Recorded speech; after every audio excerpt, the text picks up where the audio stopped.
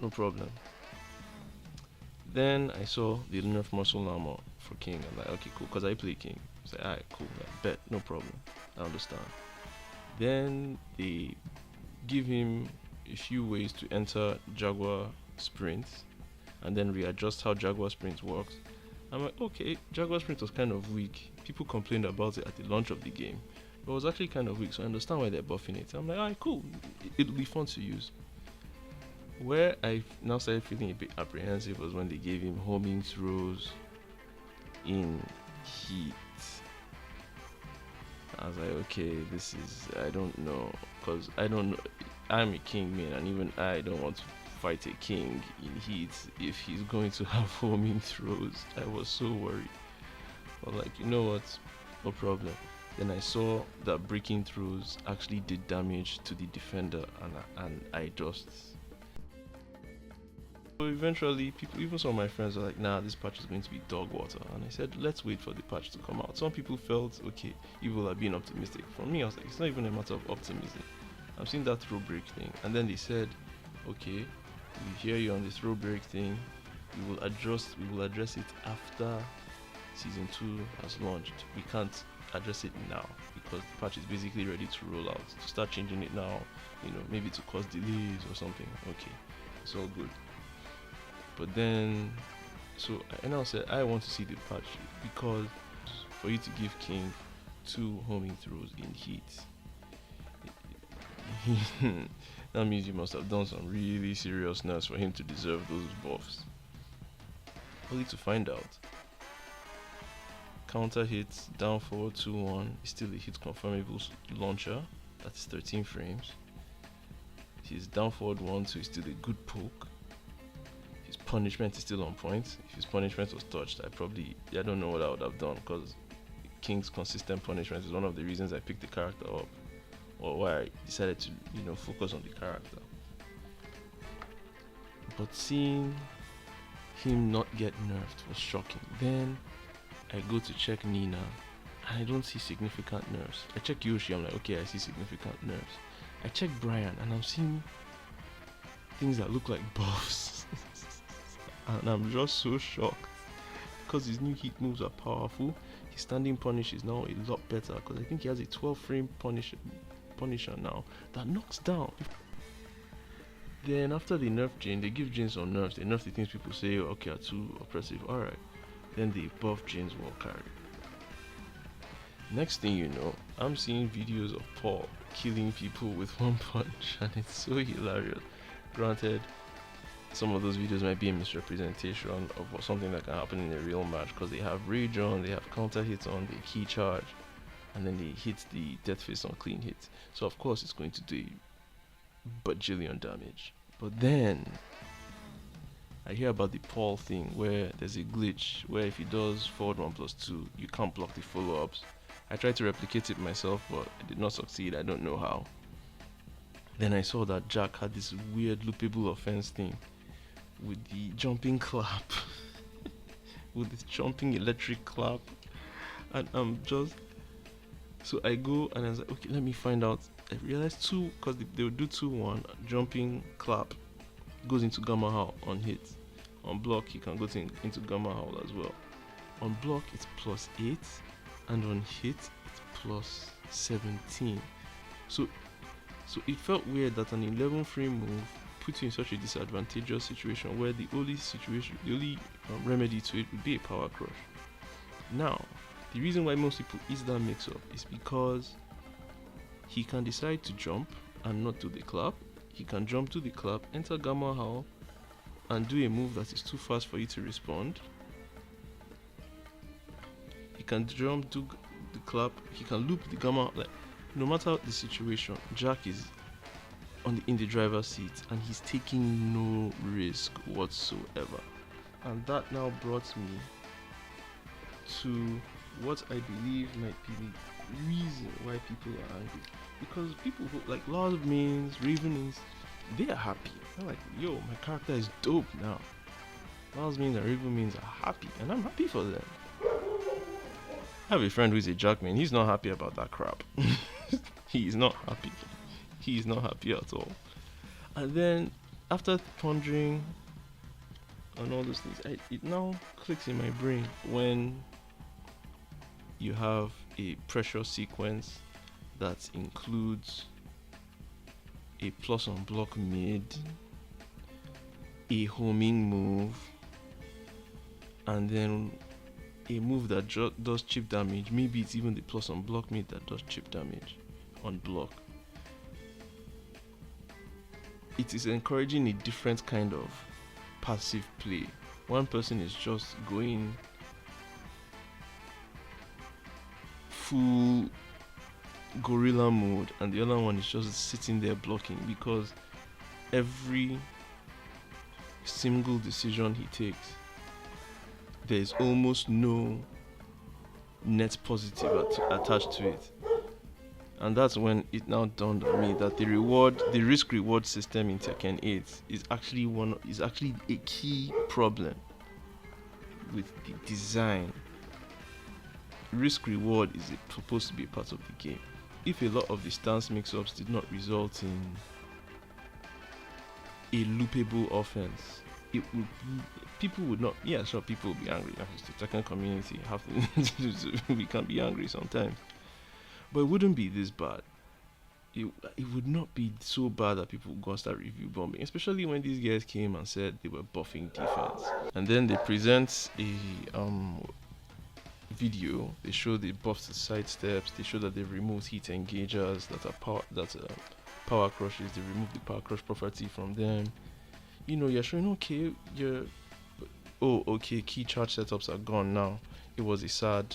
It's a very inconvenient change, because now I have to go to the menu and counter hits on. I can't just key charge anymore. And then they now nerf Oki because tech traps and everything. This is sad. I think this is taking away from some of the creativity, but fine. But then you now give characters such oppressive offensive tools whereby they are taking little to no risk whatsoever, but the opponent is taking a lot of risk. It doesn't feel fair. And when you do that for more than, it's just not fair. It's not fair design.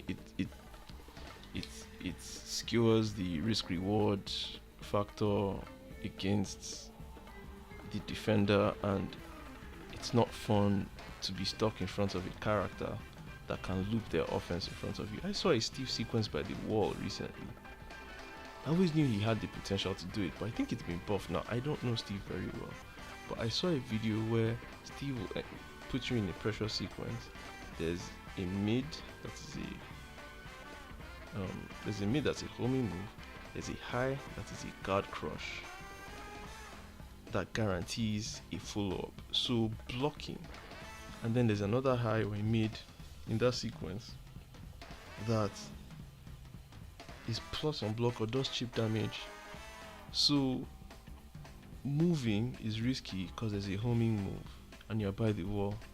Blocking is risky and doesn't even work because you're not only taking chip damage, you are potentially getting hit by a move that will break your guard and guarantee damage for the person.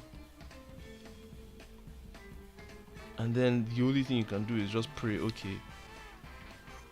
I will try to side step, I get knocked down, and then the person moves and pressures me by the wall again. Or I do a reversal, but the high guard crush breaks reversals. Or you duck, and then the mid hits you, and you get wall splat, and you get comboed.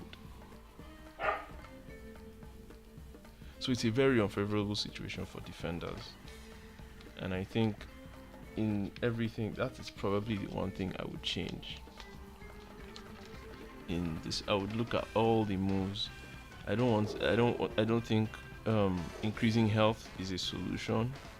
I don't think it feels like a cheap cop out, not a proper solution. I think things like damage scaling needs to be looked at more. The scaling needs to be a bit more severe because the damage output is getting ridiculous. Another thing I found weird is one of the design issues that were faced when the game was being developed, and it was in the pre-alpha stage, the alpha stage, the open beta stage, the closed beta stage. They kept nerfing wall carry. That's why they only you don't get like 2 heat tokens or 2 heat dashes. We were supposed to get 2 heat dashes per round. We don't, because combos were too long. That was something the developers said. And then in season 1, people were doing infinite tailspins inside combos, and they said, okay, we will nerf it in such a way that once you do a third tailspin, it pushes your character a lot further. And everybody's like, okay, cool, no problem.